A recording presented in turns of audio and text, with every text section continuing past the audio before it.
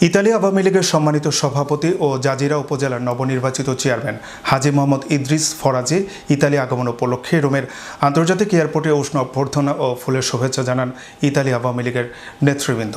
Italy Awami লীগের সম্মানিত সভাপতি হাজী ইদ্রিস ফরাজি বাংলাদেশে তার জন্মস্থান শরীয়তপুরের জাজিরা উপজেলা নির্বাচনে অংশগ্রহণ করেন। জনগণের ভালোবাসায় ভোটদানের মাধ্যমে চেয়ারম্যান পদে নির্বাচিত হয়ে ইতালিতে ফেরত আসেন। সভাপতি জাজিরা উপজেলা নির্বাচনে চেয়ারম্যান পদে নির্বাচিত হয় এয়ারপোর্টের নেতাকর্মীদের মাঝে মিষ্টি বিতরণ করেন।